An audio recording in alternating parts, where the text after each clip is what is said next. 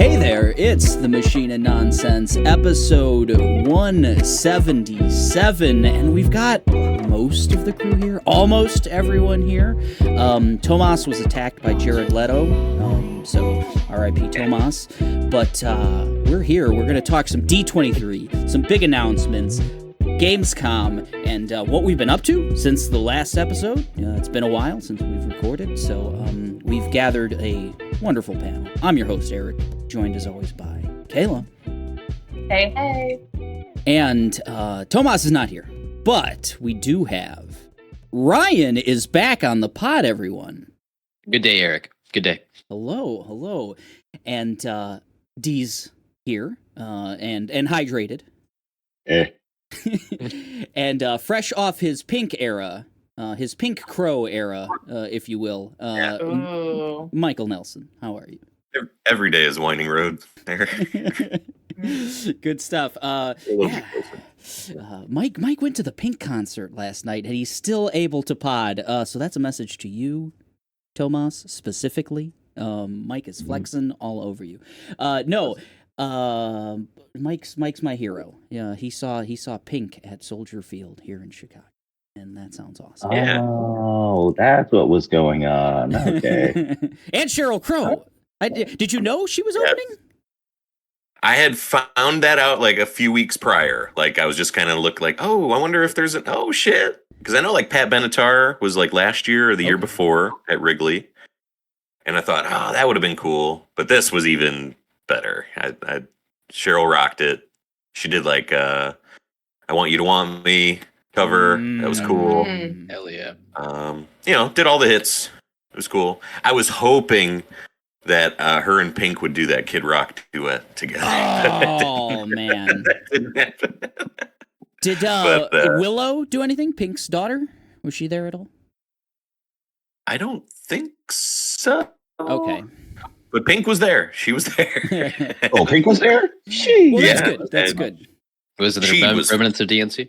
She does a ton of cool like wire act stuff. Yeah, like she flew around that whole place, and Soldier Field is gigantic. So cool. She was Peter Pan?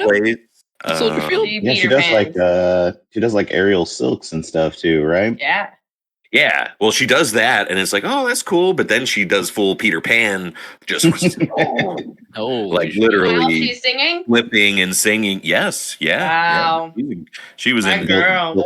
Built different.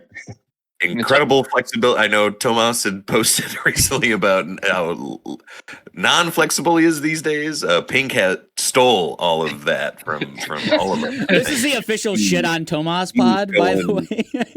Legs are everywhere. I mean, everything. Gosh, she's in this cool. like cage device that like the cylindrical cage thing, flipping around in that. She's 44. She's doing all that. Yeah. Wow. Holy She's got shit. a great voice too. It's Tomas, so powerful. You couldn't make this pod? What's wrong with you? Well, Pink didn't make this pod either, in Tomas's defense, so yeah, that's awesome. I envy you greatly. Now that you guys keep calling Pink like Peter Pan, I feel like she could kind of pull it off, right? Like she's got the Pan haircut going on right now and stuff. I feel like she could do like a stage production of Peter Pan. She may have already. It's possible. It wouldn't be very surprising. Oh, shit. I remember hearing a rumor in like middle school, or it might have been high school, that she got her name from Mr. Pink from Reservoir Dogs, and I think I've disproven it through research. It's very hard to find like actually where she got her name from, but my headcanon is that it's a Reservoir Dogs reference. I doubt that, but I don't know. I bet you Pink was big into Reservoir Dogs. At least the person who told me she was big into. Right, she's more of a Jackie Brown. So we've got a big show, by the way. It's not all about Pink today or shitting on Tomas. We got a couple announcements that I'm going to start with, and then, like I said, we're going to talk about Gamescom and D23, and then we'll get to what we've been up to because we've all been checking out a lot of stuff. And that'll be the episode. So announcements. Let's talk about them. We have made a decision. We teased it, but we are going to do our next disc dive into Metal Gear Solid Sons of Liberty. That will be our next run of the disc dive series. We're going to break it into 3 parts, starting with the tanker section. The first part will be our breakdown of the tanker section and our breakdown of where the game kind of sits in our own gaming canon, what we thought about playing it back when we played it originally, Kayla's thoughts on the Metal Gear series. Kayla, I would like you for the next 5 minutes to break down MGS1 for me, every moment. I am more a fan of few words. Weird sniper lady. Hard boss. That's pretty much the series in a nutshell. Yep. Tanks. Yes. Fewer tanks in the sequel, I'll say. Twins? Or sisters or siblings or who knows? Who knows what? Okay. Yeah. And With you. where do we go to next? That's where I'm at now. We go some places. So I gave you 5 minutes, but you got it in like 1. So way to go. Yeah. That was wonderful. So this will be Kayla's first playthrough of MGS2, as MGS1 was her first playthrough as well. Thank you, Konami, for releasing that remaster package, because that's how we're gonna play it. So that will be once again our next disc dive series. We're gonna start with the tanker area of Sons of Liberty, and then we'll discuss that probably on not the next episode, not episode 178, because that'll be our breakdown of everything coming in September, but the following episode will be the disc dive. So everyone's got plenty of time to get into the tanker mission. Then from there, I think our decision is going to be we're going to end the second part after the Fat Man boss battle. That seems like a good place to stop there, and then the finale will be the third episode in the disc dive series. So be looking for that. Go ahead and play that at home, guys, and play along with us. Let us know how your experiences are going with that game. It's I think they've heavily discounted at this point that like remaster package, so you can get even cheaper. And I bet you the Sons of Liberty is available, on PC and stuff by standalone, even cheaper and stuff. And, for those pirates out there, I'm sure it's available for even cheaper. So, disc dive announcement complete. Sure everyone's excited about that. Second announcement. The Machine of Nonsense is an official patron of the MinMax podcast show, Everything MinMax. So, Kayla and I had an opportunity to go and meet the MinMax community at the Final Fantasy VII Orchestra.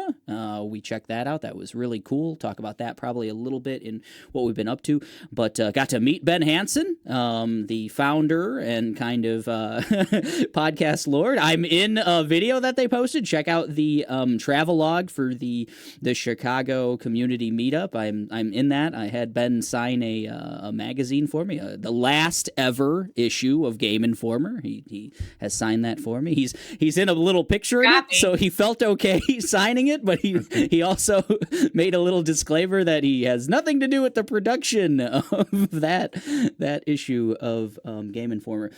Ben, great guy. You guys go out there, and Mike's been a supporter of MinMax forever. Mike brought me Day one.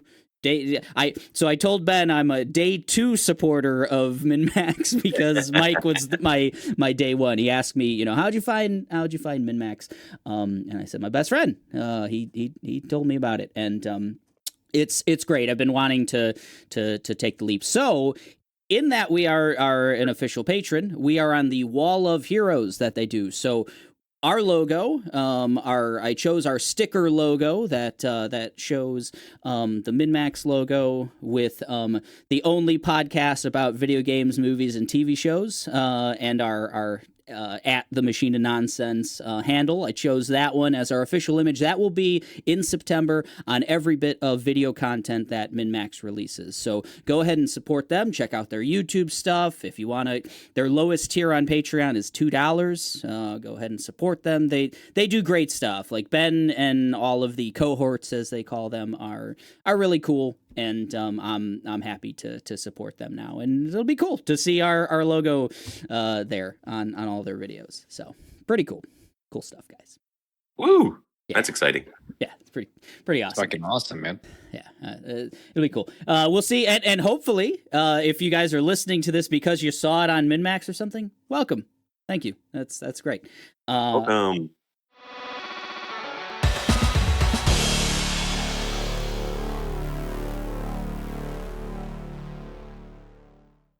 On to D23 and Gamescom. I'll start with a rundown of everything. I think I have the inclusive list of everything that was shown at D23 that doesn't have to do with like the parks or anything else. I mean all the like Marvel stuff, the Disney, Pixar, the stuff we're gonna check out probably. I'm gonna list it off, and then I don't know, we can go around the room and you guys can pick, one or two things that you're excited about. It's a big bunch of stuff. Everything on this list is supposed to come out between now and 2026. Everything pretty much had a either now or 2026 release date here.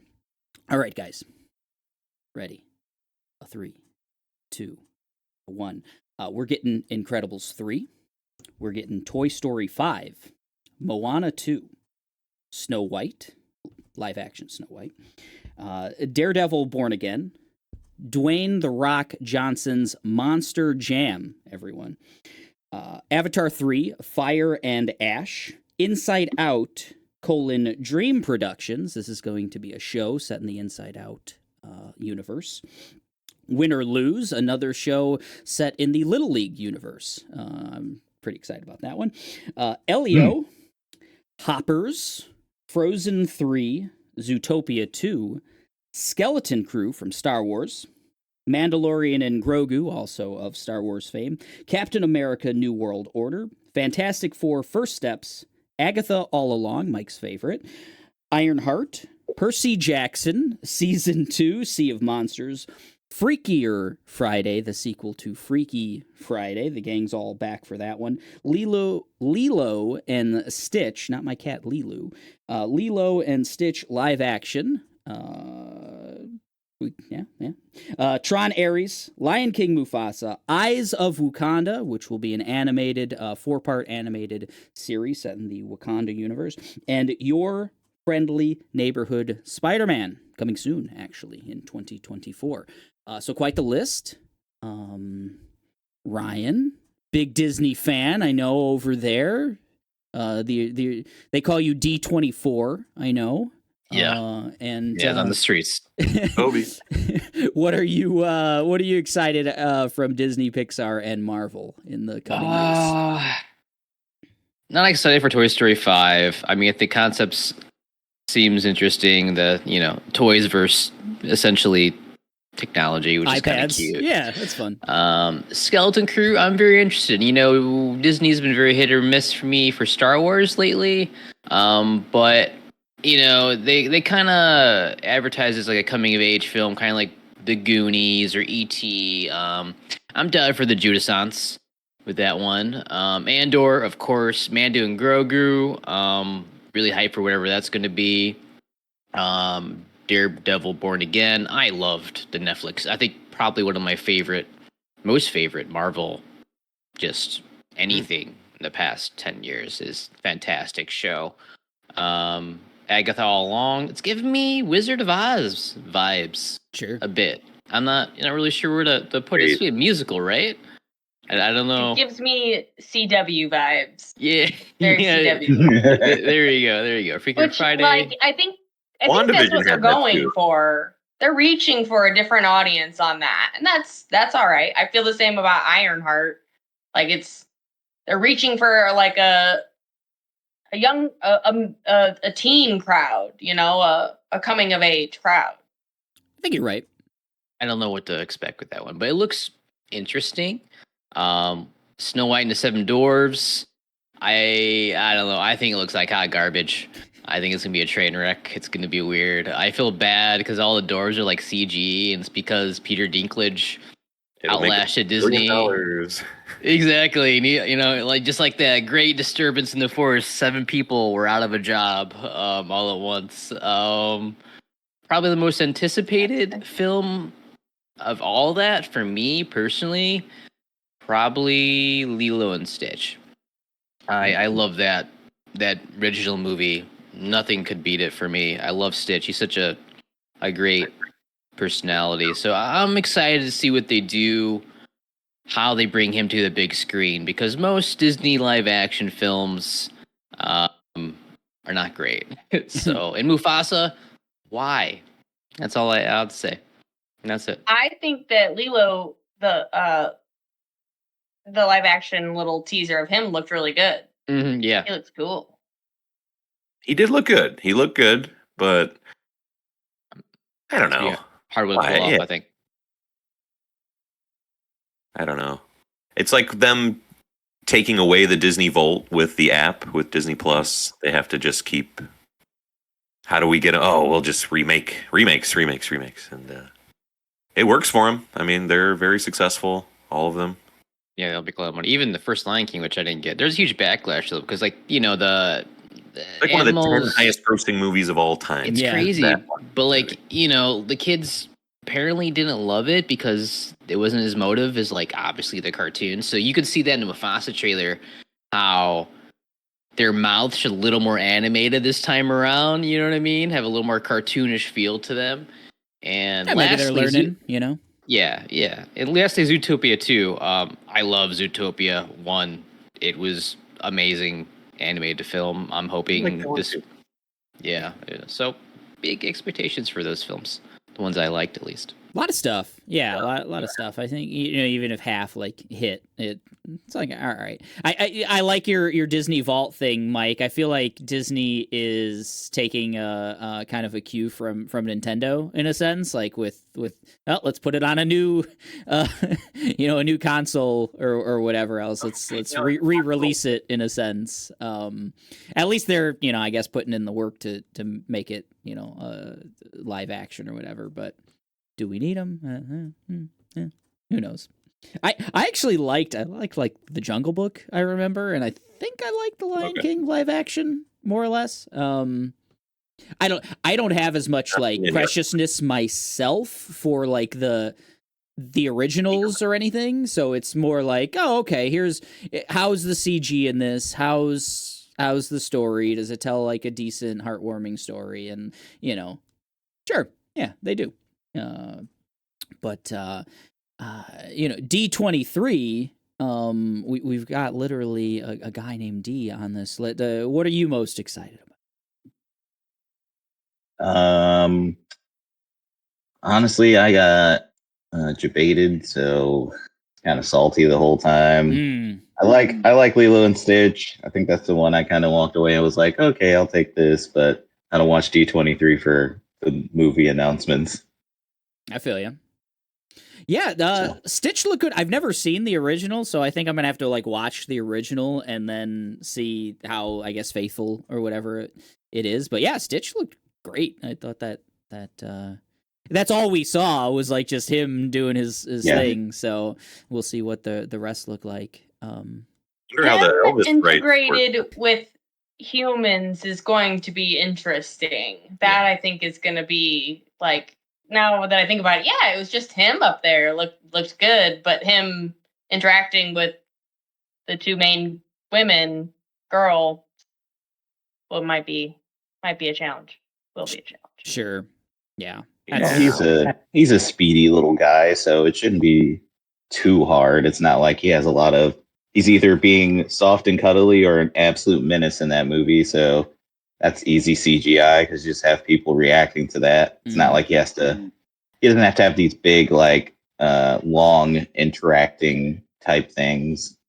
So, but there's like the big shark man and the other two bubbling aliens. Thank you. That's what I was going to bring up. Yeah, those go. King Shark. Yeah, he kind of looks like pretty much King Shark. You're Wait, right. King Shark's in Lilo and Stitch? Yeah, Sylvester Stallone. He's back, baby. Oh, He's back. man. He's coming back. Okay, now you got me. One expendable at a time. Man. Oh, that's awesome. Kayla, did you have a standout in the D23 performance? Expo, whatever. Daredevil with John Bernthal in it kind of was like, oh, look at that. Excited about that. That original show was awesome. I'll take that. Yeah, Daredevil. Yeah, definitely. Yeah. Yeah, I guess I liked the Netflix Daredevil too, but there was a shift with Daredevil when he showed up in She-Hulk, just of his like whole kind of persona, which I liked. So I want to see where that goes. Oh, yeah. Little Feige. Yeah. Little sprinkle dust. Yeah.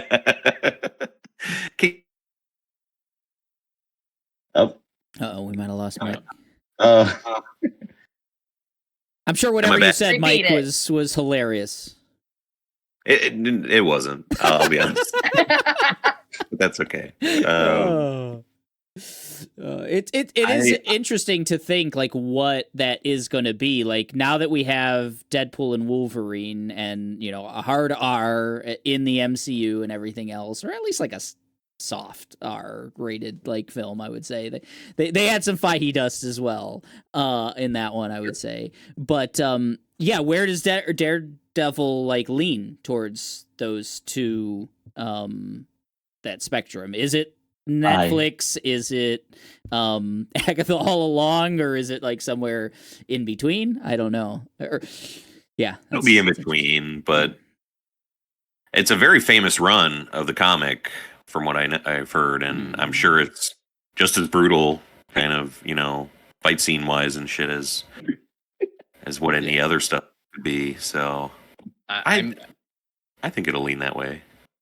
More than the Agatha stuff. I think it'll be leaning towards the Netflix side, but not fully over there.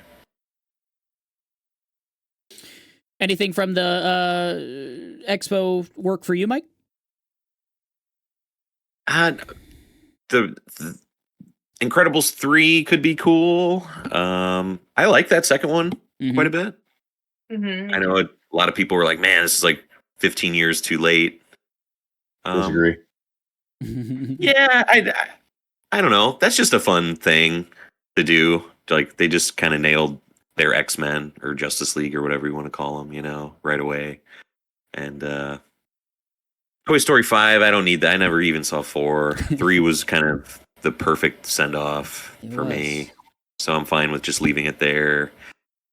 I don't know if they really had news about Fantastic Four, but I'm just kind of really eager to get a trailer for that, and just to, I don't know. The Ralph Ineson casting was what really sold it for me as Galactus. I love him, and I think that Spider-Man show, Friendly Neighborhood Spider-Man, right? I think that art's pretty cool. I'm excited to see. I've always, since that 90s Fox Kids show, I've always wanted just a really good animated Spider-Man, and they've had a ton of runs at it. There was like an MTV show in the early aughts at one point that was okay, and maybe this can be that, really, really good. Needs a great theme song, hopefully. Ooh. We'll see. You know what's wild is that Coleman Domingo is going to play Norman Osborn in that series. Oh, really? And, yeah. Oh, I love it. Wow. And the wildest thing is I've seen several Coleman Domingo like movies and stuff, and I've never put two and two together, but he went on stage and he did a little spiel about like what's important about Norman Osborn and everything else. And as he's speaking, he mentioned Willem Dafoe. He said like, "Oh man, I've got big shoes to kind of fill and everything else." And like his voice and his cadence is way closer to Willem Dafoe than I've ever really like realized. I don't know if he's gonna like do a voice or do something more animated for the show, but his regular just like, "Hey, I'm talking to you" voice is like, it's kind of sounds like Willem Dafoe. So it's interesting, like the casting in that sense. I think it's gonna be that's a really cool casting for Osborn, but that's coming soon. That's nail that. In like December, I think. Of this year. Cool. Yeah, so that's soon. Yeah. Yeah, you mentioned Fantastic Four. That was going to be my pick for kind of the interesting thing. All they showed was the cast on set because they were, I guess, filming, but they did show the background looked cool. It's this retro futuristic 60s thing, and I thought the costume. So Joseph Quinn was in costume in the footage, and so he's going to play in uniform, right? He's going to play Johnny Storm, and I thought it looked cool. Like it looked like something out of like early Star Wars concept art or something. So it definitely captures that like what the 60s future. What they thought maybe it would look like in the future. So yeah, I thought it looked cool. I don't have a relationship with Fantastic Four, never read any of the comics, I've never seen any of the previous attempts at a Fantastic Four movie. But great cast. I dig the casting now, and I like that they're going to the past and everything else, and people seem to think it's going to be important as well, so that's cool. Flame on. That's all I gotta say about that. Man, justice for Michael Chiklis. Jeez, no love for the original thing. Never seen Chiklis. I know. I should have. All right. So that's D23. Lot of stuff, and some of it might be quite good. Before we move on, okay. I think I know why D's so salty about D23. Okay. Is it because you didn't get your live action Kingdom Hearts? Is that? It's because I got zero Kingdom Hearts news. Oh, got nothing. I will say, for the Kingdom Hearts fans, Kayla and I watched a really good cosplay kind of music video of D23, and there was a really good Sora. So if you could find that on YouTube, D, there's a single Sora in the so search like D23 music video or something, cosplay music video, and there's a good Sora. So there's that, you know. Your people were represented, is what I'm saying. Stifled, sent to the back, even though we're making them all this dumb money. You still got like 7 years till 4 is done, man. I know we're past the decade mark. Got like 7-8 years. Yeah, it's good. I'll only be 50. It's not a big deal. Yeah. They're gonna put like a couple out on an N-Gage or something first, and then. Like a couple side shoots. Here's what I'm really salty about. There's a mobile game that's like past beta, and there's just no news about when it's releasing at all. Damn. Should have been there. Well, they're gonna add some extra like subtitles to it. You know. Yeah, there's probably like 2 or 3 subtitles they need to add. New words. Once the words are invented, they'll get right on that. Oh, good stuff. So that's the Kingdom Hearts mobile game and all of our coverage surrounding it. We'll be doing a disc dive one day into that, I'm sure.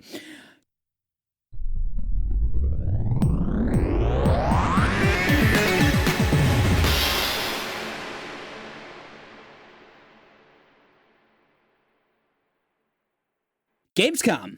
Let's talk a little bit of Gamescom, the world's largest gaming convention. I don't know why it's Gamescom, and it's German. You know, it's in Cologne. Who knows? You know, it's those Europeans, those crazy Europeans. They're expanding. That was one of the big announcements at Gamescom. Was actually this year they expanded into Latin America. They had Gamescom LATAM, I believe it was called, and then. Next year, they're going to do that again, plus the one in Germany, plus one in Asia. I don't remember if it was Japan exactly, but they're going to have an Asian one, a Latin American one, and a German one next year. So Keely coming for TGS, going to just devour that show next. He's going worldwide. Yeah. Our boy Keely did the opening night live showcase. Mike, you said you were kind of impressed with his showcase this year. Yeah, this is the first time I've watched an opening night live, and I walked away from it like, oh, that was like one of the bad Game Awards shows. It was like on that level, so not too bad. My expectations were set really low, and he surpassed them. So good for Keeley. Thought it's a normal show. He's just up there spreading the good word. Yeah, I thought he had a great co-host this year. I forget her name. Sparks, was that her name? I think you're right. Yeah, but it was spelled very German. It was, yeah. She had the most unique accent I think I've ever heard, because it was like the most slight accent. She spoke just like perfect English, but you're like just a little bit, and it was. I thought it was really endearing. She's a great co-host. Now, like British English or no, American like it sounded like if you had to like every fifth word, you were like, oh. Yeah, she sounds like maybe she's German or something, but it was like just really like, but she could also be from, Texas Ohio. Or something. Yeah, Ohio, right. Yeah, Middle America, whatever. It was, I thought she was cool. And then,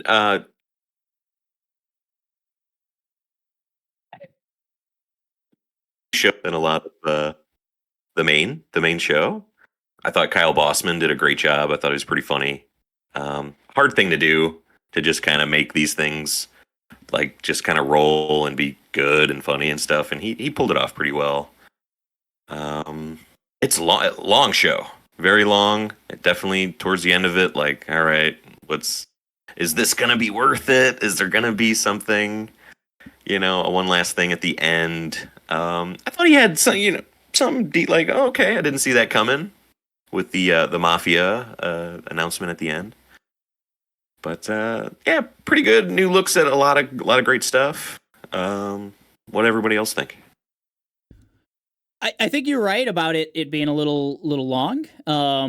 But enjoy it. Went by fast enough. I've definitely had like Game Awards or Summer Game Fest where they're long and they also drag, and I felt like this one was maybe fewer ads, fewer things that you're not sure are ads versus trailers, that kind of thing. It was like back to back to back, fewer like, I don't think there were any celebrity on stage kind of things. Like, I feel like that German crowd, like, they were like, no, don't mess with us, man. Don't do that. Give us the meat. Yeah, like when We're you're in potatoes, people here. Yeah, when you're in California, you can act Hollywood, but hey, Jeff, stick to the program here in Cologne. No David Hasselhoffs or something like that. No, there was that would have been great. Hasselhoff would have been good. There was that, what was that weird, I think it's going to be a mobile game or something. It had that weird, like, Keeley was in the trailer, a digital, like an animated Keeley, but someone else was doing his voice. But there were a bunch, that was so weird. There was a ham something about, what was some it? Sort of ham? Monster Ham? That wasn't it, but I feel like it was like the Ham Monster or Ham Monster Mobile or I'm probably I don't think you're close. Ryan, could you search Ham Monster Mobile, please? I know you're the fastest typer amongst us. Ham Monster Mobile. Got you. Anything come up with Jeff Keeley? Monster Jam, Monster Sub Jam. Oh, well, I guess Ham Monster Puppet Show. Oh, well, I guess that wasn't it.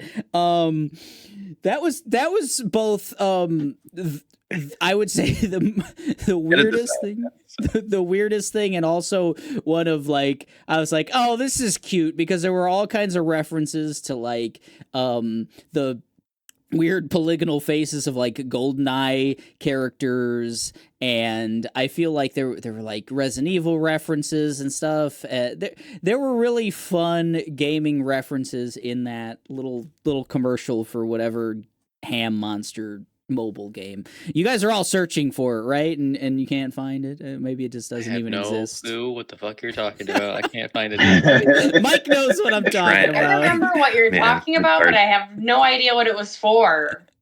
Right. Yeah. So that's effective marketing, is what I'm saying. Right. Kept just trying to key in on the voice because it was so distracting because it was so obviously not him. And I was watching the MinMax reaction stream, and it took them longer to fix.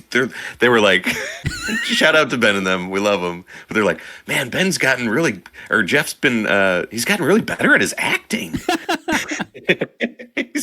Shout out to him. I bet I would love for them to put like someone to put a clip together of all of Keely's attempts at acting in these things and improv and stuff, and I think it was Jacob Geller. I think was like, "That's not him, is it? That's not his voice." Also, very funny, funny moment. Oh, that was something. Something I really liked from the thing. It was a trailer for a game that I have no interest in, but it was such a great trailer. It was the Goat Simulator remaster trailer. Oh my god, yes. Eric loved that. Stole the show from me. It was so good, which wound up for something I don't care about, but it was still really great. Just the Warcraft jokes, the Grand Theft Auto remaster, all the rain just pouring, like not being able to see anything through the rain. That was very good. So hats off just for trailer of the show for them, for me. And that's back to back for them because they did the parody of Dead Island 2 trailer. That's right. And that's right. Like Goat Simulator's on it, man. Once again, like same here, no interest, never played any of the. This is what, the third one that they're advertising now, or I don't know. They did the cute thing where they just went from 1 to 3. Oh, okay. I don't think there was a 2, and now they're just doing remaster of 1. That's great. I believe. It's Goonies 2 deep cut. Yeah, Goat Simulator. Go out and play it so we don't have to, folks. Ryan, that seems like maybe something you've dabbled in. You ever dabbled in Goat Simulator? No, I haven't. I can't say I have. It looks. I mean, the trailer was just chef's kiss. Like it was so good, so quirky, and so fun. Something that stood out, not my kind of game, is Infinity Nikki. I mean, it looks wild, whatever the hell it is. They're like advertising like this dress up like open adventure thing, but like it looks hella cute for whatever demographic they're aiming for. So hats off to that team. But then there's also these like weird monsters like references and stuff. It seems like it's also gonna be maybe like a Dark Souls inspired thing as well. I don't know. That'd be wild. Yeah, that game is interesting. Yeah, very interesting. I don't know how to even describe that weird one. Yeah. What was your thoughts on Lost Records, guys? You guys remember that from the show? It was like this mystery 1990s. I kind of know what you did last summer. Video game adaptation type of vibe to it. Really kind of like the Life is Strange one with all the music. Yeah, same studio. Yeah. What did you guys feel on that? I felt. I'm excited for that. Interested, yeah. The band name was like Bloom and Shadow or something. That was like the stupidest thing. I didn't like that, but no, the trailer was cool. I haven't played. I played like a little bit of the first one of the Life is Strange series, and I don't know why I fell off because I was enjoying my time with it. I think just other games came up or whatever else, but I like in that one you had like the time mechanic, rewind kind of thing, and I liked it. And as I've seen like subsequent episodes in the Life is Strange series, they've always looked cool and interesting, and like have like takes on they feel very like they're going for, you said like what'd you say, like I Know What You Did Last Summer or whatever, like all of them seem like they're aping movies and stuff, and I like that. And this one's music themed on top of that, so yeah, it's one of those like maybe I won't ever play it, but I'm still really interested in what other people think of it kind of thing.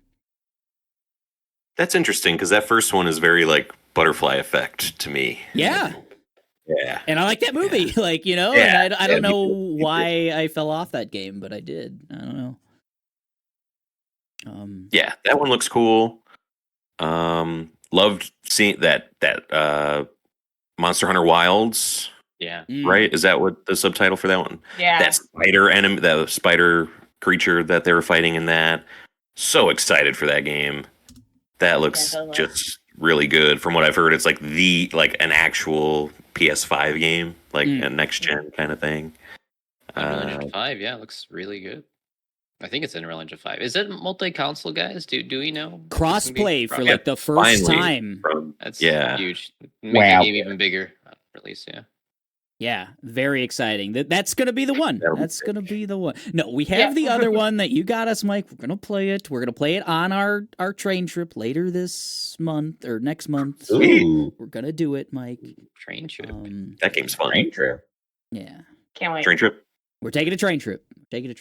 Bloom and Rage is the title. The subtitle of Lost Records is Bloom and Rage, and that's also the name of the band in the game. So Bloom and Rage.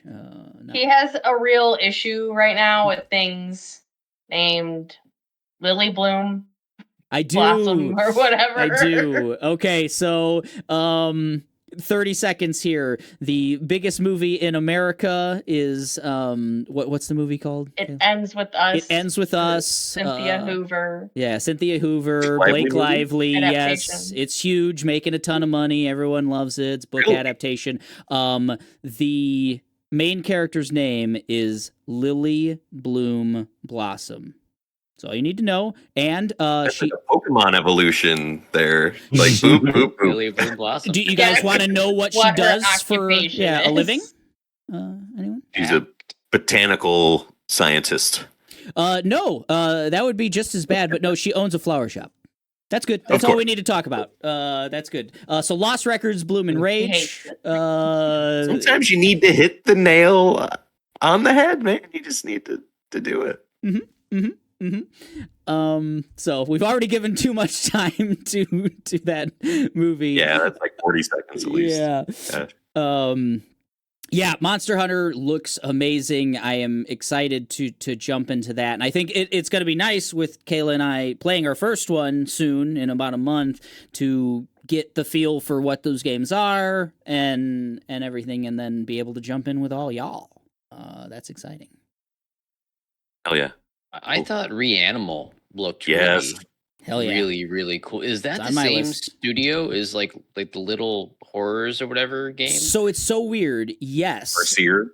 So the first two Little Nightmares, yes, it's the studio behind the first two. Now Supermassive is making the third one, which was also shown at the show, and it's real weird because Reanimal looked really, really cool, but it looked like Little Nightmares. Like that's why I thought it was at first. It's the studio that made the first two. They like spun off, I guess, from I think the publisher or what have you. And Namco, I believe.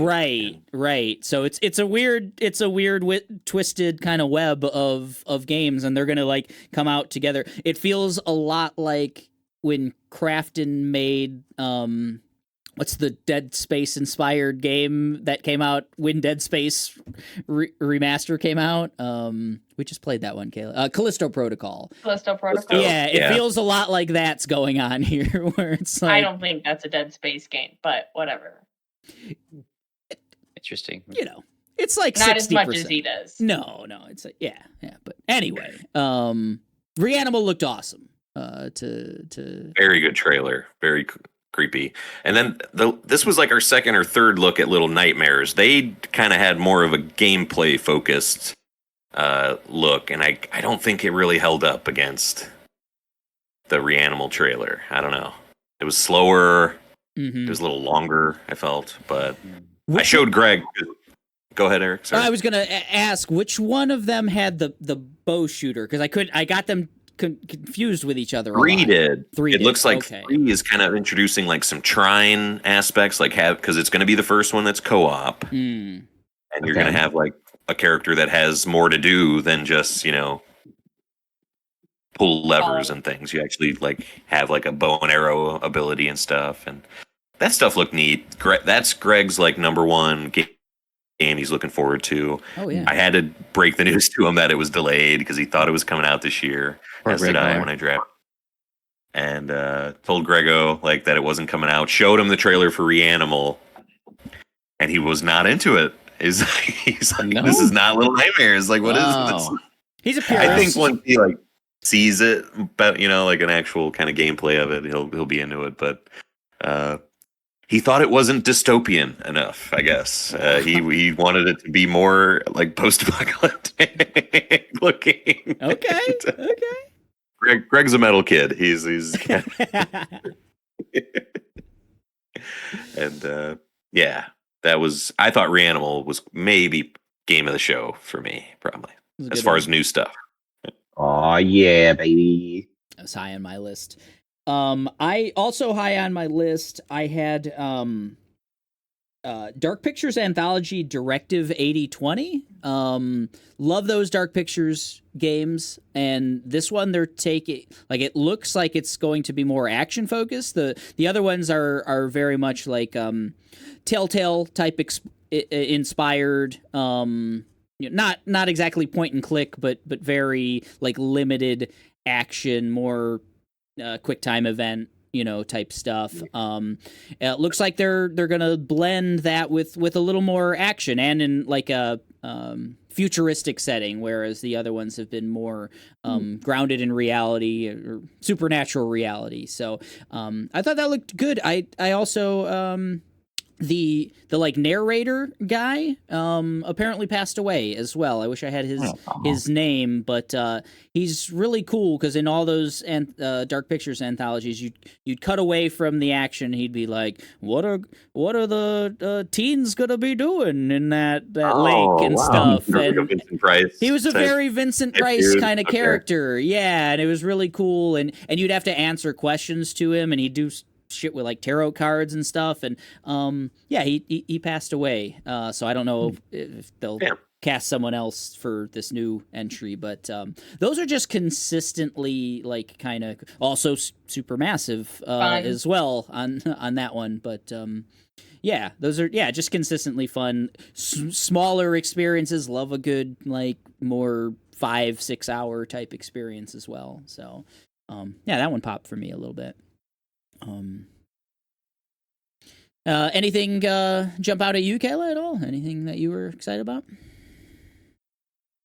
Not that we haven't already mentioned or that is like coming out very soon. Like the Diablo trailer kind of confused me a little bit. I remember like we've already seen cinematic that went along with the storyline of where we left off, and this just kind of was I don't even remember what it was because Mercenaries. It felt so separate. Yeah. It's a good call. I'm still excited. I had to do some research on that because I was also really confused. So, like, I guess these mercenaries, they introduce these, like, 4 new characters. They're not playable, but you can hire them and do one of 2 things. They can either, like, fill out your party in Diablo, or you can, like, attach them to one of your skills, like one of your cooldown skills, and when you pop off whatever skill you pop off, that character will also do whatever, like you're going to be able to like junction them with different abilities and stuff. They mentioned junction. I use that on purpose. Like one is like a shield bearer or whatever else, and one of the examples they did was maybe your attack leaves you open for a lot of like counterattacks and a lot of damage, but you would junction this guy onto that attack.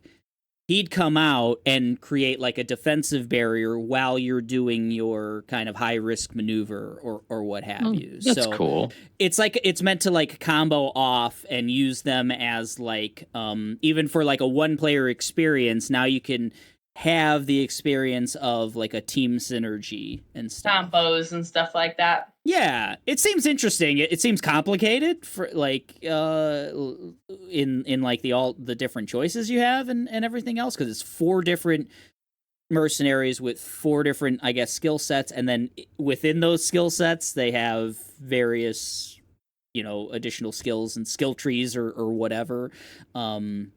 and level up and all that. So yeah, it seems like it adds a super layer of complexity to a game that has quite a bit of complexity already. But we're getting Vessel Hatred pretty soon. I think that's October, Kayla. Yeah, right. Yeah, I think so. Yeah. Is there a BlizzCon this year, or are those going to be advertised? I don't know. I don't think there is, but yeah. They just had QuakeCon. Right. That's right. Which they showed apparently Doom footage at for the new Doom Dark Ages, which didn't get shown anywhere else. Didn't they say they're skipping BlizzCon this year Probably, or something? I think you're right. I don't know. Have they had BlizzCon in 2024? Okay. Cool. Yeah, I don't know if they had one since they got acquired, so I was curious how they're going to like work that now. Be a good way to work in, like you could do a joint BlizzCon and Xbox showcase or something, like, because BlizzCon has felt lacking, seeing as like, oh well, we're not doing anything new for StarCraft and we're not doing anything new for like most of our properties, so it's like, how are we going to fill out BlizzCon? But now that it's linked with everything else, with the Microsoft studios and stuff, you could do a joint thing that maybe fills out a little bit more. Yeah, I was just curious, they had a lot going on, War Within this month. I mean, I think now, actually, or tomorrow. World of Warcraft, the new big expansion. Yeah, that's giant. And then, of course, the Diablos. I thought maybe they just had a little something to talk about or something. I don't know. Cool. Marvel Rivals scared them. Oh, yeah. Can't wait for Overwatch Marvels for sure on that one. That's getting. I feel like people are generally pretty high on that one. Rivals. Yeah. Good reception. Within Concord for sure. Yes. yes, Concord. Oh, one I wanted to mention from Gamescom was this. I think it's called like Arc Raiders or something. I think the same developer as the Finals. It just came out. It's like a survival PvP extraction shooter game. The aesthetic feels very like alien, like just the suits and stuff, like that kind of retro like feel to it. The art looked cool. I didn't know what it was. Cool. Yeah. Okay. It's hard to put a pen in it, but it looked cool. Okay. Yeah. What did you guys think of Masters of Albion? This was the Peter Molyneux weird god game. That was an odd performance overall. So funny. So for those who don't know, all the kids out there, Peter Molyneux was before Sean Murray was making huge promises for No Man's Sky. Peter Molyneux was making promises for every big game. This was the former head of Lionhead Studio, the Fable Studio before that. Made a ton of groundbreaking PC games back in the day, Populist, Black and White, Dungeon Keeper, and was kind of exiled to mobile development for a while. Developed a game called Goddess, where if you play this game and you were trying to find some kind of like Pandora's box in the center of it, and then if the person who found that was supposed to get profits from the game or something, which didn't exist. There were no profits for the game, and just another one of the big tales that Molyneux's twisted, and he's back. And he introduced another god game where you can kind of drop down into the world and play as one of the villagers or whatever from this, town world that you're creating. And there was parts that seemed kind of cool. You can create, fashion all of the weapons that your army uses and all of the armor. You can, really customize all that stuff. The cursor is like a hand from I think Black and White or Populous, one of those, and you're picking up the little guys and dropping them where you want, and the hand reacts when you're up against different surfaces and walls and things, and it had a very mobile look to it. It wasn't very pretty, and buyer beware if you're dealing with Molyneux. So Keely even thought what am I doing? He's back. He kept shouting things at Molyneux, and To tie it back to MinMax and Game Informer, there is a very funny video of Dan Reichert having Molyneux rate fart apps. Wow. They found like one E3 years ago. They found Molyneux like in a back hallway and got him to sit down and rate different fart apps that Dan Reichert had. Just fart sounds and things. And funny video to see a elderly British man rate farts. And it all Fable was a lot of fart humor. 10 out of 10. 10 True, out of 10. true. Yeah. Yeah. Those Brits and their farts. So what do we think of this God game? Whatever. Not for me. Yeah, it looked a little complicated. Like, I liked the animations. Mike mentioned like the hand. Like the cursor's a literal hand that like plucks a character, and you take it, and they like, do their little flail and stuff. Yeah, they're squirming in your hand, and you maybe set them at the other side of your village to go harvest your plants or whatever. And Mike mentioned how you can fashion your own weapons and armor and everything else. It looked like a really in-depth system, but the humor also came in that. Like, one of the things was shown was like, you could make a bread sword because you have bread and you have like sword handles or whatever, and it's like it probably won't be effective, right? Yeah, it's like, okay, that might be fun to just like mess around with or whatever. Right? How deep is this? Like, of course, I'm just going to put the best blade I have on the sword. Like, I'm not. How many different good options are there going to be? Yeah, I don't know. It had a lot going on. I didn't know what the hell it was when I first saw it. I thought it was VR for a second there because the hand. I thought like you had the headset. You kind of go into the character and do that. And I was like, "What the hell is this game? This is just so many concepts into one. Like, what am I? I don't know what the fuck I'm doing. It's so crazy. It's like Civ 5 for a second there, or a lot of different things going on. So I don't know. It was weird. Not for me though. I don't think so. Yeah. Yeah, There was a big VR game though with that Arkham, the Batman game. Yeah. Oh god, game. Man, yeah. A lot of Troy Baker looking rough. So much Troy Baker. Yeah, I mean, it didn't have the fidelity, of course, of any of those Rocksteady games. But I don't know. It seemed like they were trying to keep that same combat, and having to like. Maybe they'll have like in your peripheral like that, like little flash that an enemy is to your right or something. It seemed like there was some of that visual stuff. Yeah, I could see myself just trying to like blindly just swing everywhere. The Bart and Lisa taking kids out as you go. Yeah.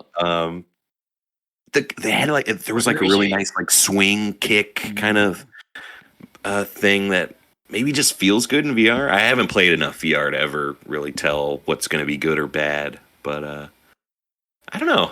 Could be. They keep on trying to do VR so hard, and it just doesn't work for me. I don't know why.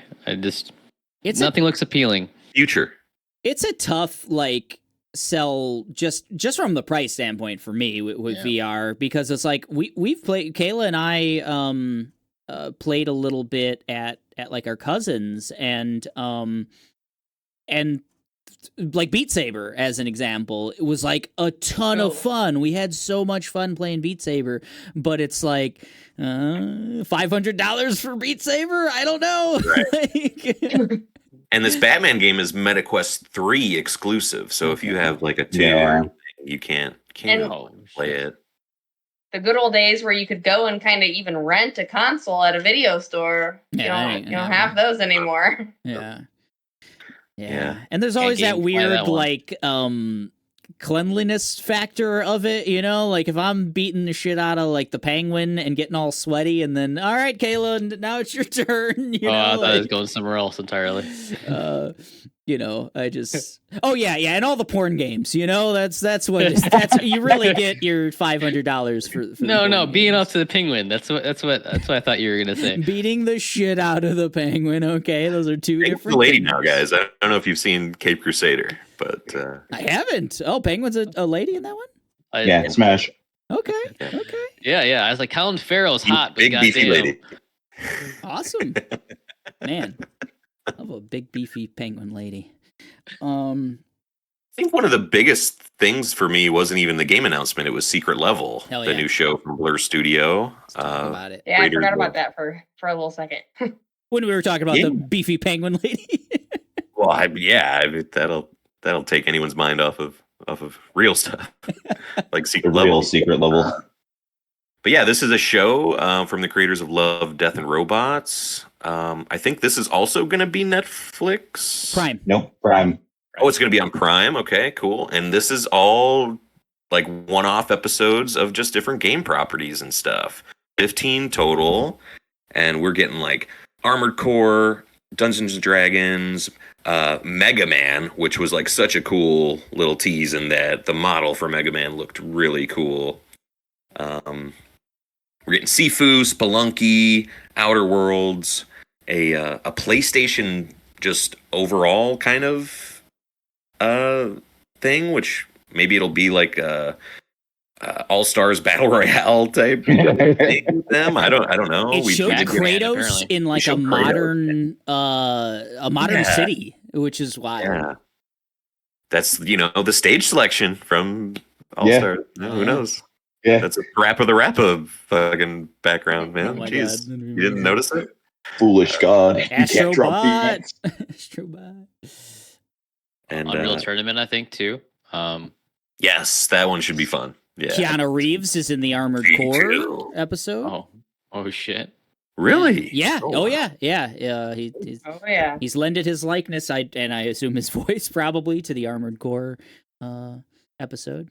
That's coming soon too, December 10th. That hits Prime. Yeah.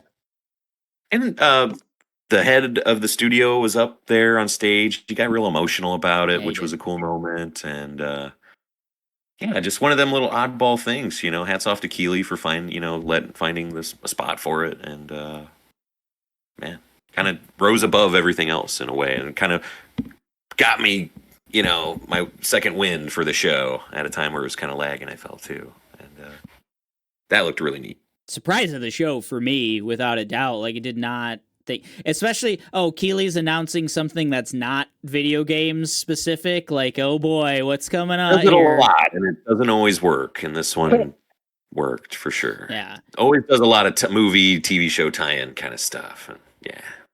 I think this hit it out of the park. Did you guys? Have you guys checked out Love, Death, and Robots? Yeah, I haven't. You guys like it a lot, right? I like it a lot. Yeah, it's great. It was I really haven't good. seen it. Yeah. That got me really excited because I'm interested to see how those that anthology is definitely like not safe for children and stuff. It's definitely like R-rated. So I wonder what they're gonna do with this. If this is also gonna be like a more adult like. I hope for like a what if Star Wars Visions level of I don't know, because I like watching those with the kids. We watched all of like Star Wars Visions in one go, and it was a lot of fun. Hopefully these are like that. Yeah. You want to like, you want but like weird, like Pac-Man as an example. It does look like way darker than you would think. It's like this post-apocalyptic weird alien thing, and the Pac-Man is like I don't know, like a creepy death robot. So okay. Yeah, it's got teeth. That's really Pac-Man cool if teeth. they're just taking it in oddball places like that. That it's not just, Pac-Man in a maze, fighting ghosts or something. No, I think he's some kind of weird, like, little companion bot that has like razor teeth. Like, it's pretty nuts. Slides, the main character. Be into it. Yeah, that was really cool. So that's Secret Levels. That's coming December 10th to Prime. My favorite thing aside from that was We Harvest Shadows. Yeah, that looked so this is what did they call this, a dark farming allegory? Was that what it was? A farming horror allegory, something like that.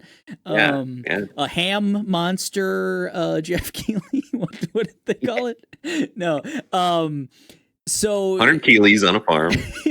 So this is like an isolated guy on a farm who has trouble getting outside, as some sort of like phobia of leaving this house, maybe thinking of ending his own life or something like that. The task, there's like one task in your notebook is leave, get out of the house. He does and starts farming, but also there's monsters. I think that's what to sum that one up. Looked terrifying. I guess there's a bunch of hidden eyes in the trailer if you rewatch it. I listened to a little thing from the developer, and so yeah, go ahead and rewatch it. It's only like a 2-minute trailer or something like that, but I did catch one of them in like the wardrobe or whatever that they show early on in the trailer. But yeah, it's so creepy and just like it's a cozy game, but not cozy, I guess. Yeah, it just Stardew meets like Silent Hill or something, like something like that. Completely, and then just like the agoraphobia kind of aspect of it, I'm kind of into as well, as someone who did not feel comfortable at Soldier Field and wanted to go home many times, but stuck it out, and someone who could feel like I just want to be home all the time. I don't want to go outside. I do like it. Yeah. Was definitely, that was part of the pre-show as well, and yeah, the developer seemed pretty cool. He was really wanted to focus on like kind of, I don't know, the poetry of the kind of the story that he wanted to tell and stuff, and seemed like it was legit. Like it could be like a Dark Horse great game or something. So very looking forward to that.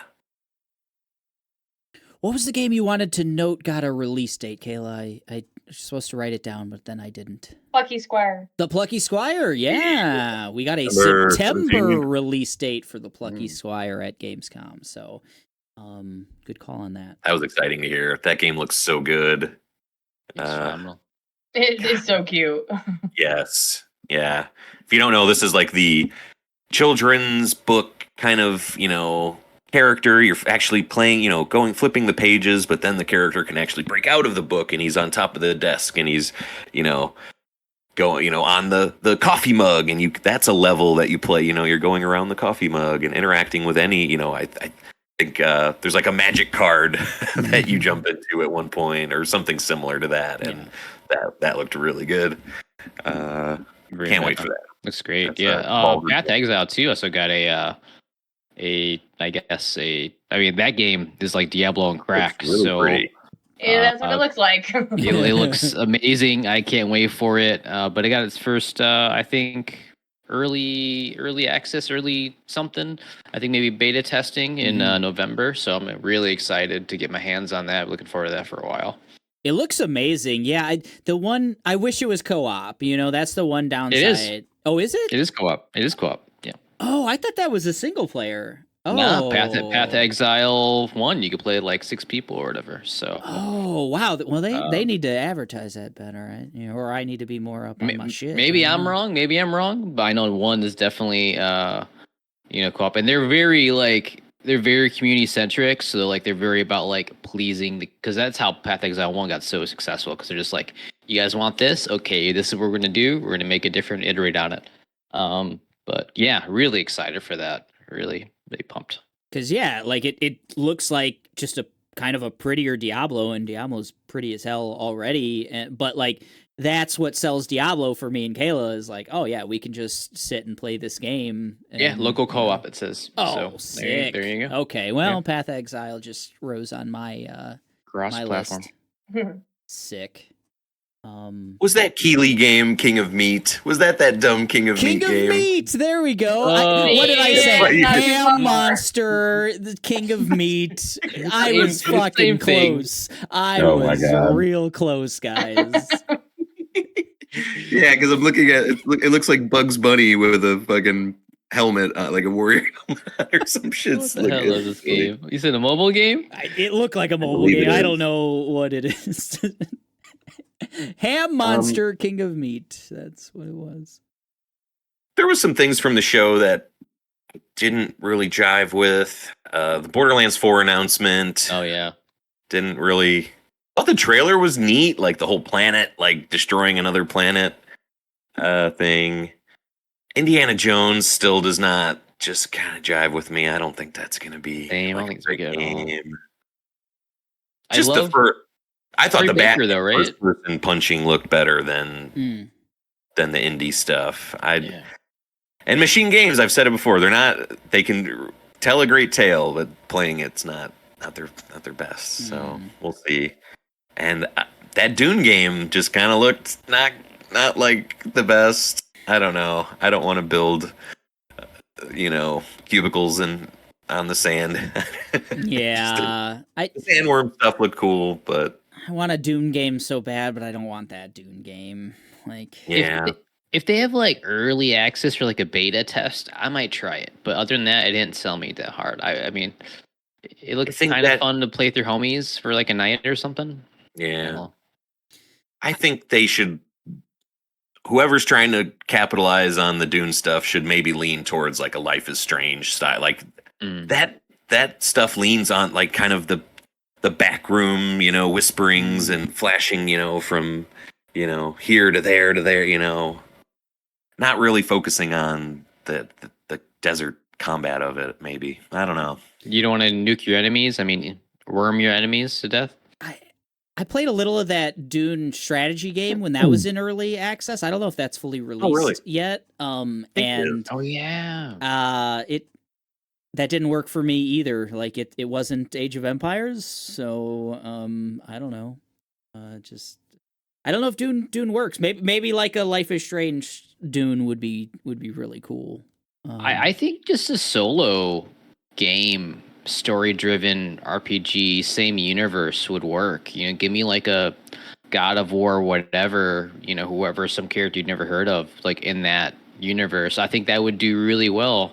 I think the multiplayer online thing is a hard stretch for that franchise. It's really hard to do, in my personal opinion. I see the appeal, everyone's trying to do it. I don't know. But people want to be, the chosen one. They want to play something, special and do that kind of story, which I'd play that for sure. Yeah. Yeah, I don't know. And with like Marvel Rivals, it's just like I keep seeing these games and I don't want to play them. Stop showing me them really. For me. Dang it. Yeah, only show me the games I like. Yeah. Give me Elden Ring again. I mean, you got it. Light. Black Wukong just released. No. Yeah, that's not Elden Ring. Oh. You're silly. Don't be silly. All right. Yeah. Anything else anyone wants to? Oh, I was going to ask. I just wanted to touch on the Borderlands, after that like insane, flop in the theaters. I wonder how people are going to like, kind of receive this new one. I mean, Borderlands is a great franchise.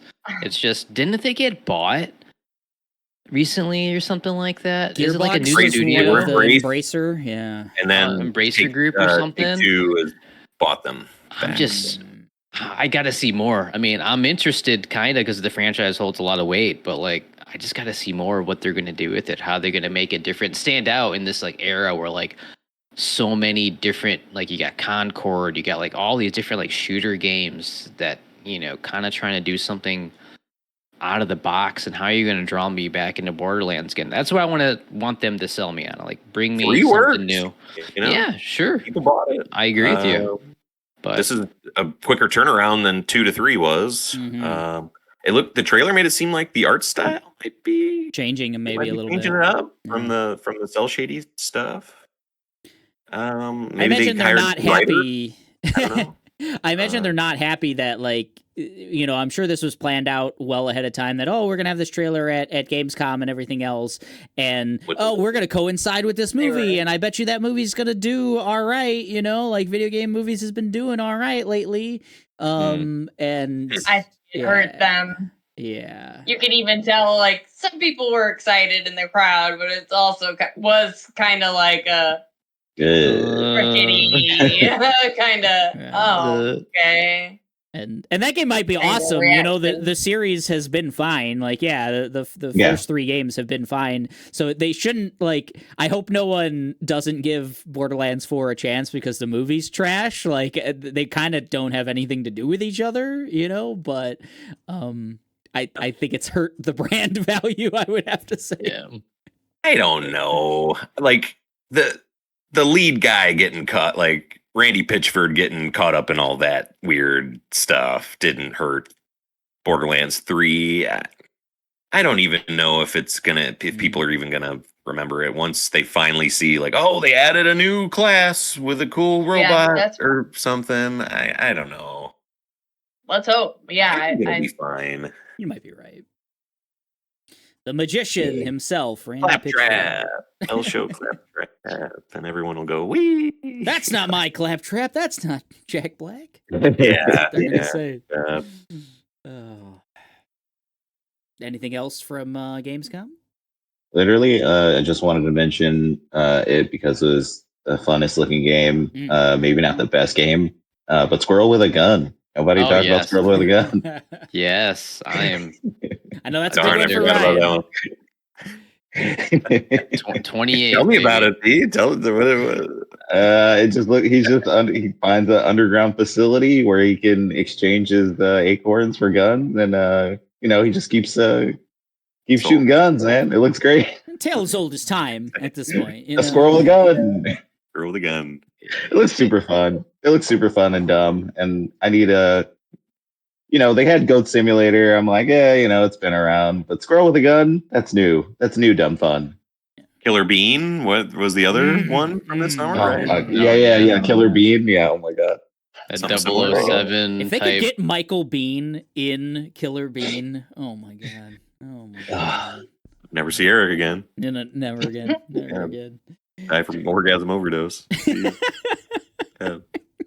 My one last thing, it was part of the pre-show. I thought it looked really cute and really cool. It was Be Gone Beast. Yeah, number 1 on my list here. It was like a 4-player. You play as like these little cute like animal kids. I think there was like a lion or like a wolf, like, all 4 different animals, and you're just kind of exploring a haunted mansion or something. And it's like isometric. You're shining flashlights, and this elevator opens, and all these like Elden Ring hands are fucking chasing them out of this thing. A really cool mix of tone, I felt. Very kind of like Monster House or Paranorman, that kind of style to it. But then at some point, something triggers where you like trigger your like beast mode powers. And you get like these cool weapons and stuff, and you're just fighting hordes of enemies, and it looked like just a fun, cool 4-player thing. Kind of like Magica, which we kind of played back in the day, Eric, and stuff like that. Oh yeah. Just looked neat. Had a lot of cool personality to it. Yeah, looks really cute. And pretty soon on that one too. As soon as February 2025 is at this point, which is nuts to say, but pretty soon.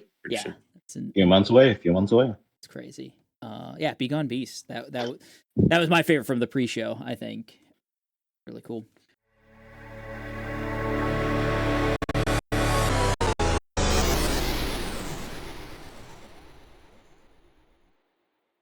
All right, that's Gamescom 2024 and D23, and the final segment of our show is upcoming. We're going to talk about everything we've checked out in the long time between recordings. Not everything, because, that'd be just so much stuff. But some of the real highlights. Kayla and I went to the Final Fantasy VII Orchestra. I should mention how cool that was. If you guys can go to one of those, if you're a Final Fantasy fan.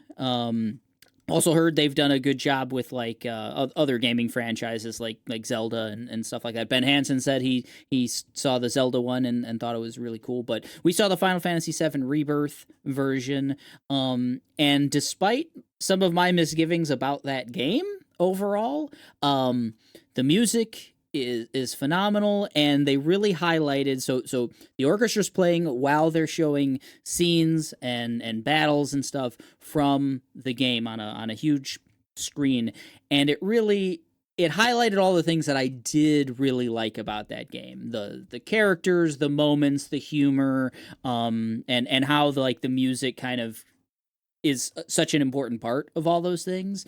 So yeah, so big shout out to the Chicago Symphony and Final Fantasy VII Rebirth concert and everything else. It was a lot of fun. Yeah. It was just very transportative. I don't know what word. You would just be taken away to the battle scene, and it was fun. Yeah, that was a good one. Yeah, I was telling Eric, I've been to a couple, and it's just like the Zelda ones that are so fun because you get the cosplay, of course, but everybody got their Switches out or whatever, and it's just so casual and easy just to talk with people, and it's different, different vibe. Love it.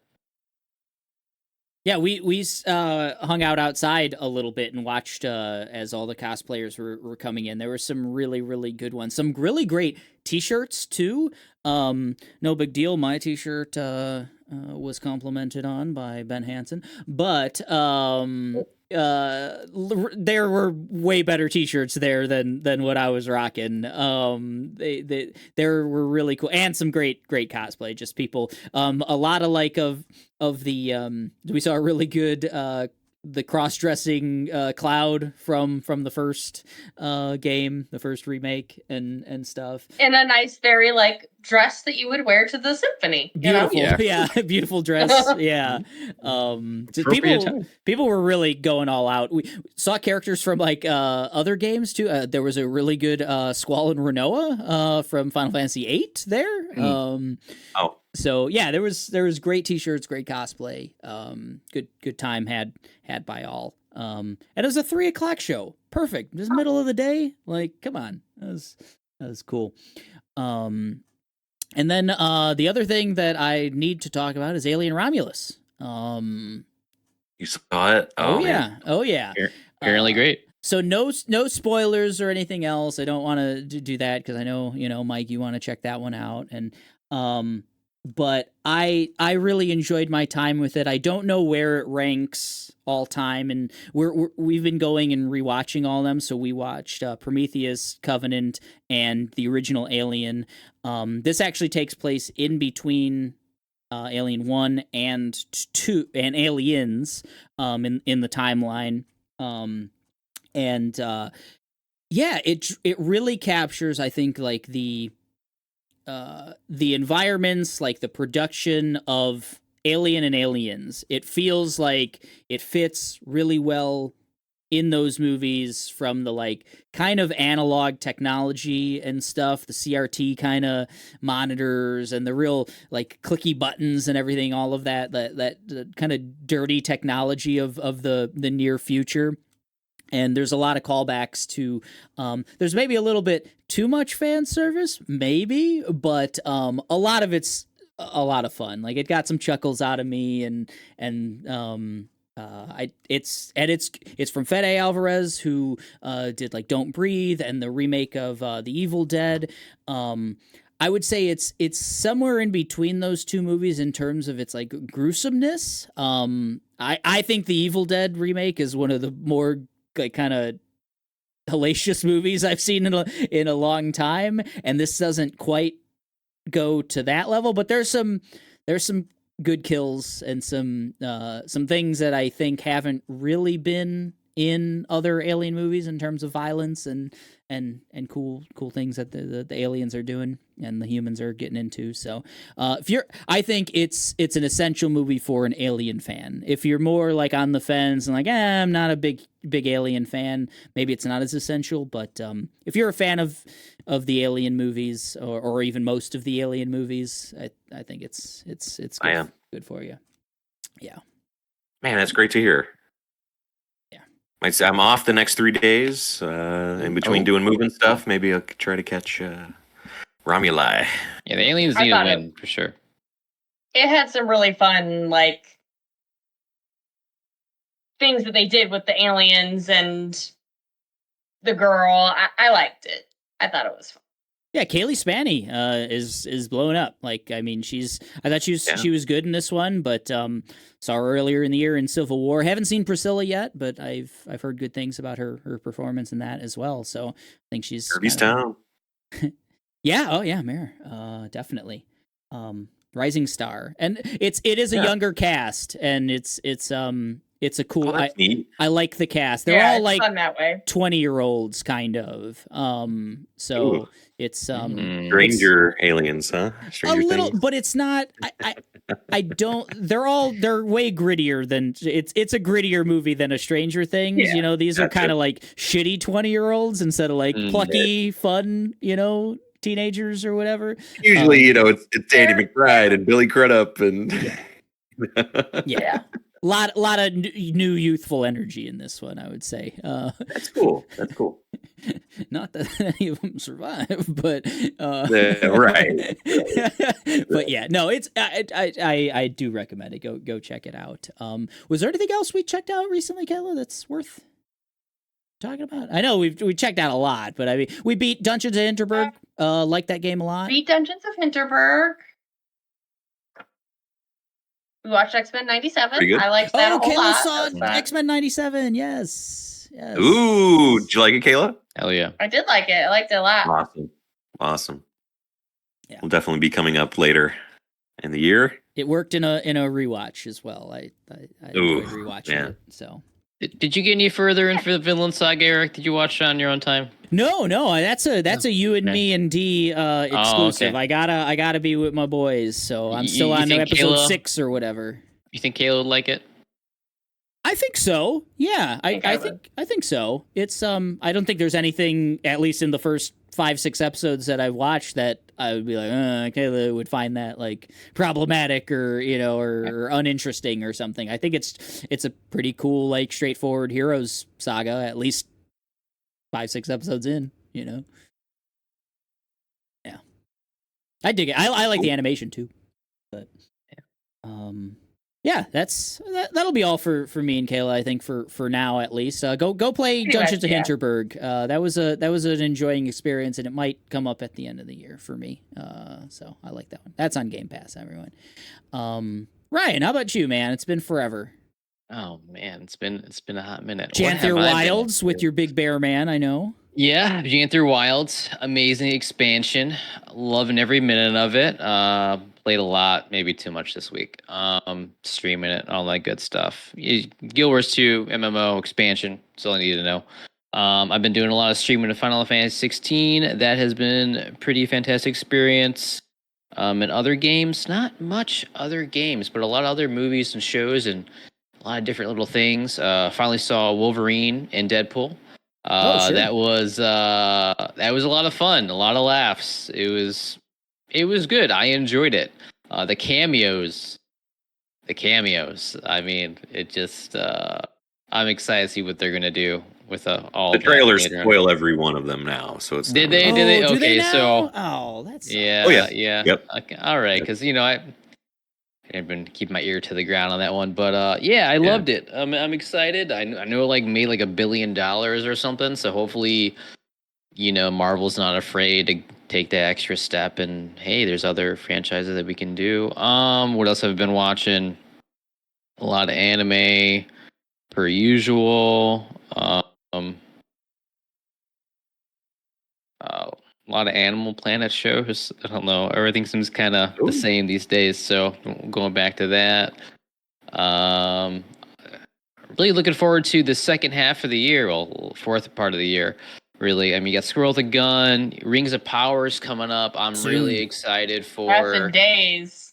Yeah. It's just so much is, it's hard to keep up with. But man, I'm excited for it. You got Warhammer coming early, Astrobot, you name it. So much to look forward to the next 3 September is weeks, crazy, man. Yeah, it's gonna be a crazy September. Other than that, man, not much else on the gaming front. Again, just a lot of anime, not a lot of new other shows I have been watching. Yeah, that's kind of been it for the most part, guys. I got no cool, concerts I've been going to or anything like that. So. Well, I'm glad because then you were able to make it. If if you had seen like Jared Leto or something, you wouldn't be here. D had to leave a little bit early. I wanted to hear about his Elden Ring journey, but we'll get that on a future episode. Says he's doing good though. He's doing just dodging, slashing with that katana. He's doing some bleed stuff. Hell yeah. Keep at it, buddy. Where's your journey, Mike, going? Back to Hollow Knight. I have replayed most of Hollow Knight now. I'm trying to do the full 112%, which I've never done. I've never come close to. But man, what a game! God, the combat feels so good. The dodging, the jumping, the striking down. God, everything feels so good in that. Great pacing in that game. I still think it's the GOAT Metroidvania. Love it. Finished like the Coliseum, the 3 big like arena waves that you do in that for the first time, and just was like, felt like my heart was gonna like float out of my chest. I was like, I did it. But there's a more harder challenges to come in that game. I hope I can do it. Finished a smaller game. Thank goodness you're here. This is from Coal Supper, the same studio that did an Untitled Goose Game. And this game is kind of similar. You play as a little character and you're going around a town and helping or unhelping a lot of the patrons and things of the town and all the people, residents, and it's really funny. I think it's a blast. It's like 2 hours long. And you just play as this little character, waiting for his meeting with a marketing executive, I think. And you're just going around the town and helping the people at the meat, shop, and helping, the meat shop's shut down, and the guy, the locksmith's having his pint at the pub. So you got to go to the pub and fix the kegs at the pub so he can get his morning pint. And then he makes it to to unlock the door. And it's one of those fun things. You're just kind of going back and forth this town, and more areas are kind of opening up, and you're meeting new characters, and the dialogue's very funny. At one point, there's just a guy outside picketing, and he's just holding a sign that says BBA. And as you get closer to him, he starts, "Bring back asbestos." It worked in the 70s, and it still works now. It's really good, funny stuff like that. It's very, very British. Apparently, this it's kind of a town in northern England, I believe it's fashioned after, and a lot of great accents, a lot of great stuff. The main guy, Tomas's guy from What We Do in the Shadows or Matthew whatever. Berry. Yes, he is a voice in this. And there's a part at the end that is going to come up at moments, and it's really cool. I thought it was very neat. Great ending to the game. I think that's about it on the games front. You said that one's only like a couple hours, right? Yeah, I think so. Nice. 2 to 3, somewhere in that range. Okay. Finished it like in 1 or 2 sittings. It was really fun. At some point, Owen and Selena sat down like towards the end, and they saw the whole like ending part, and we were just cracking up and laughing together, and it was a blast. It was fun. And watched some stuff. Saw Despicable Me 4. Oh. Took a few of the kids to see that. Selena took 2 of the kids to see Coraline for the 15th anniversary. They saw that in 3D. They really liked it. So I took Calvin and Owen to Despicable Me, and it was fine. I've seen a couple of those. No gentle minions. No one dressed up. I was disappointed in that. But yeah, the kids loved it. From like a 6-year-old last night that said it was much better than you're giving it credit for. So, oh wow. Oh yeah, if Owen was here, he would as soon as he walked in the door, he was like, "Great movie, Mom. You missed a good one." That's awesome. They both loved it. Another movie I didn't love so much was Waters. M. Night Shyamalan's daughter made this one. Dakota Fanning stars, and just it's not very interesting. The whole gist of it, I will give them credit. The ending was not what I expected it to be. They kind of do something a little interesting with that, but man, it just takes so long to get to it, and it's like 90 minutes, but it doesn't feel like it. It feels like it just kind of drags, and just not great stuff. I think it's the main actress from Barbarian is in it as well. The one spooky older lady from Mandy with like the white hair, she's in it. And I like those actresses and other thing, that stuff. But in this, they're just not doing it. Not a great script. A movie I did really like was Challengers. Oh yeah, the Luca Guadagnino film from earlier this year with Zendaya, the tennis thruple movie. Man, Luca's my guy. I just he's great. Love Bones and all. Really like this. We'll probably rewatch it at some point. Did not anticipate the structure of the film. Okay. I won't spoil it, but it is not just a straightforward thing. I really like how the story is delivered, and it's just a fun, sexy, kind of cool movie. And I don't think we get enough of stuff like that, and highly recommend it. And I think that's it for me. Nice. Yeah, I hear there's churro action, so I'm excited for any sort of churro action in any film. That might be the best scene my favorite scene of the movie is the churro scene. Okay, that's all I know. All I know is there's a churro somewhere in that movie. So, well, if you're looking for hot, sexy movies, I mean, The Crow is coming out. Oh, so, yeah. Yeah. No, thank you. Yeah. I don't like that lady, Twigs or whatever her name. FK Twigs. Yeah, I don't know. I don't know what her deal is. I don't whatever. Know. Yeah. Yeah. I also watched half of The Bike Riders. Okay. Is that with Tom Hardy and Tom? I really wanted to see that, but it went out of theaters really quick. Yeah, it did. It's on Peacock. Oh, is it? Oh, okay. How was it? I was really looking forward to that. Selena finished it. I fell asleep because I had bedtime, and she really enjoyed it. I'm digging it so far. I've watched like half of it. It's 2 hours. Good Tom Hardy. He's doing a fun little voice in it, of course. Austin Butler doing second. They had Norman Reedus in that too, right?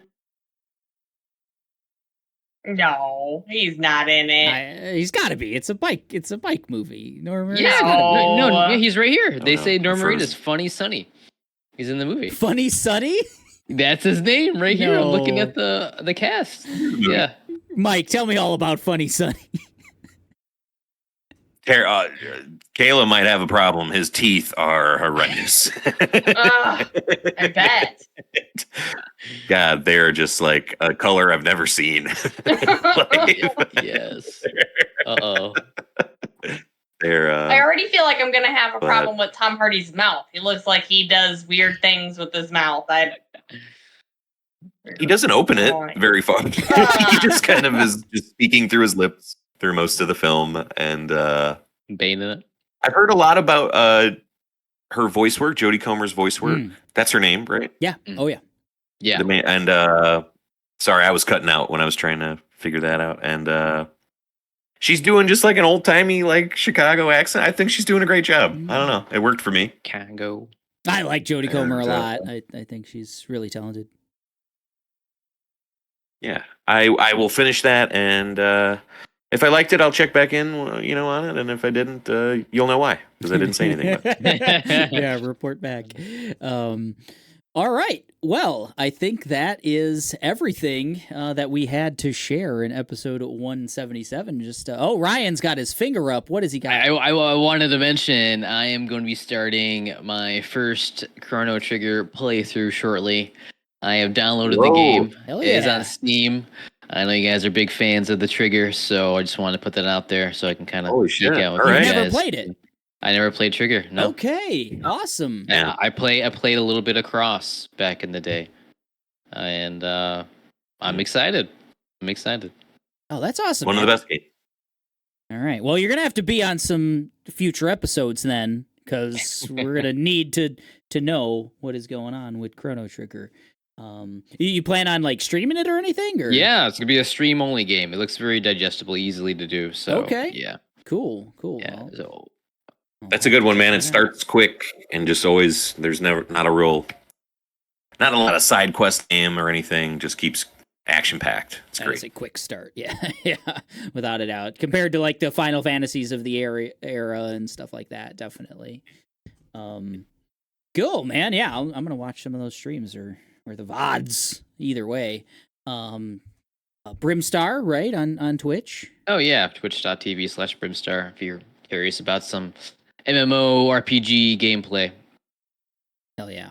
All right, guys. So yeah, episode 177. That's it. We talked about Gamescom, D23, our big patronage of the MinMax show, and everything with that. So check out MinMax, guys.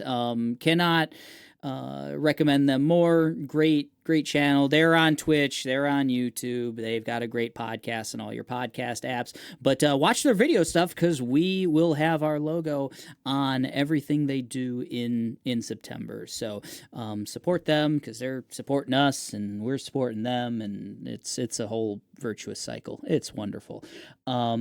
Next episode will be our what's coming up in September, and then the next episode after that, 179, is our disc dive part 1 into Metal Gear Solid 2 Sons of Liberty. Kayla's first playthrough and my first playthrough of the remaster. So really exciting. That'll go up through the tanker section. That's what we'll be covering in that disc. More tanks. Who would have guessed? Well, tanker. Tank. There's all kinds of tanks. If I had to guess, the keyword that we'll be talking about most would be cumbersome. I would think maybe. I remember the control scheme being a tad cumbersome. We'll see. I mean, not as bad as the MGS1. I mean, more, I think. Wow, I'm sweating. Okay. See, I told Kayla, I was like, "Oh, I know MGS1 was tough for you because that's a weird perspective, and it's not as modern. I feel like MGS2 is way more modern." But now Mike is like, "No, fuck that. It's terrible." There's a lot of addition. There's a lot of weird things. The pressure sensitive things you can do with like in first person and things. Maybe I don't want to like scare anybody, but I just remember there being a lot of weird stuff that you could do in that one. But we'll see. It's been a while since I've played it. I'm excited. So that's exciting. That'll be 179, everyone. Thank you for listening to episode 177. Catch us on social media at The Machine of Nonsense. We're everywhere. We're YouTube now. That's where you can find us at The Machine of Nonsense. Thank you for everyone who's jumped on the YouTube channel. And if you want to leave us any sort of comment, question, anything like that, we are machineofnonsense@gmail.com. Would love to hear your emails of all kinds. Send them our way. Monstars, our fan group. Check us out as well. Okay, that's it. Episode 177 is in the books. We are getting out of here, and we're saying goodbye. Bye. We love you, Tomas. Don't worry. we jest in love.